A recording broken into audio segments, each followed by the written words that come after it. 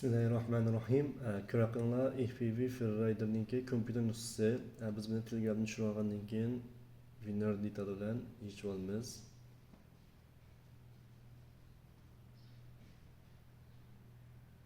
Ana.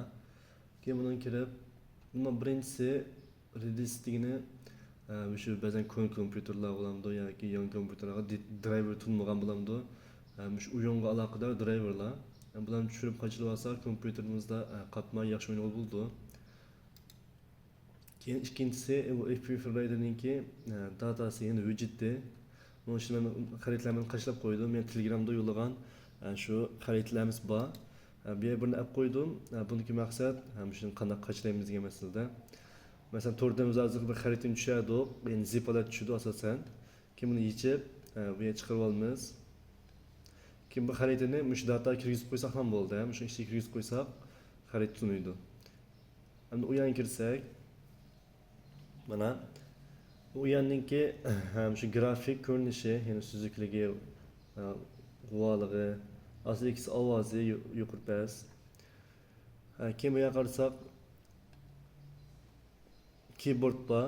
Bu keyboardda shu kompyuterning shu knopka taxtasi bilan o'ynash uchun. Endi mana bu telefoningizda ko'rgan bo'lsangiz, telefoningizda botdi. Bu barmoqda o'ynaydigan kompyuterda barmoqda o'ynab bo'lmaslik uchun ya keyboardda ya shu kontrolda o'ynash kerak.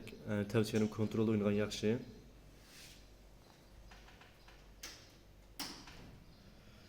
Mesela hozir bu keyboardni tushuntirsam, ya'ni manadek keyboard matrapni WASD degan knopkalar boshqardi. Matrapni, ya'ni o'ng tarafdagini shu o'ng so'l ustida mangdigan knopka bor, shu boshqardi. Kompyuter knopkasidagi 8 knopka mushti ikkisini boshqardi. Biz asosan buni kontrolda o'ynaymiz.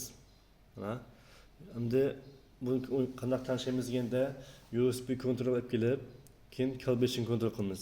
Ya'ni biz bog'lagan masalan bu kontrol. Bu kontrolni biz mush Type-C sim orqali kompyuterga chatamiz. Ya'ni buni tuntish kerak. Chaqandan keyin qarasanglar USB joystick kelib chiqdi. Tamam. Hozir tundi. Endi biz calibration qilsak, mana birinchi tanishliklar chiqdi. Bunda birinchi hammani o'tirib aka olamiz.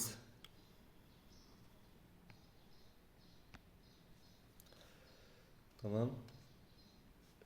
Endi sol tarafga en arka çekip kirimiz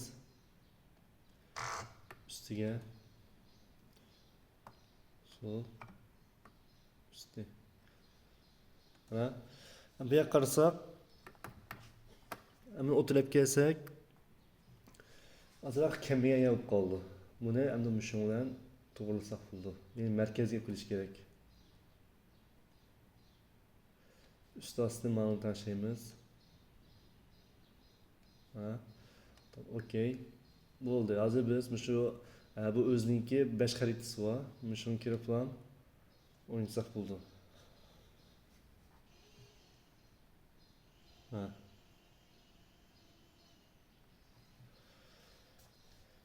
Endi mana bu acro mod va xil modlar bor. Xuddi telefonga o'xshash bu yerda muhit tanishaymiz.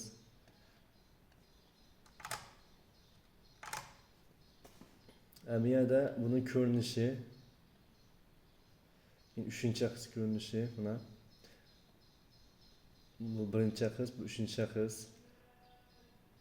Bu qaytlash, reset. Bu chiqib ketish, o'chirish.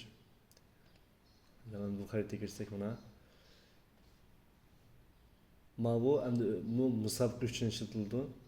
Masalan, xaritaga kirib, biz mana musobaqa degan buni bossak, mana. Yeşil çakınganda biz mush nurga qo'llab borsak bo'ldi. Ya'ni mush kontrol bilan shuna qo'g'laymiz shuni. Tamam. Endi biz abay qachon xarita nerga kirdi desak, mana custom layers kirdi. Mana telefonimiz o'xshash, mana. Abay biz qachon xaritlarimiz shu. biz müşahede biz plan okey p kısa oynayalıyız. Xuddi telefonunuz okşaş.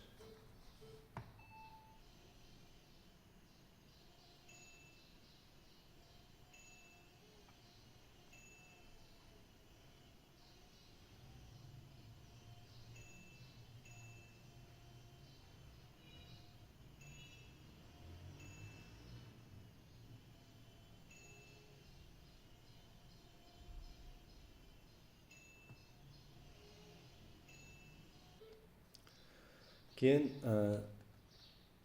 custom setting girsak, bunda telefonunuzga o'xshash har xil tanshaklar bor.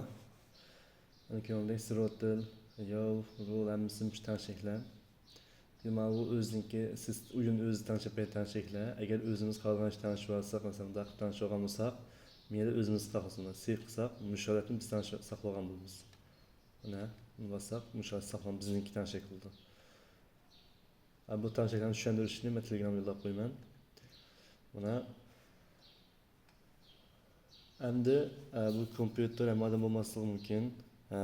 Masalan, bu kontrolni ham hech qanday hammadan bo'lmasligi mumkin. Kompyuter o'ynash uchun birinchi kompyuter kerak. Bu ham bir remote bo'lsa yaxshi.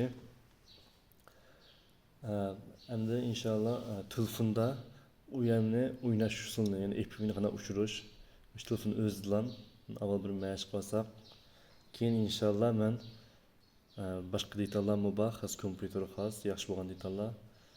Shuningda kompyuterda FPV ushirish, drone ushirish to'g'riliq videolar ishlab chiqaman inshaalloh.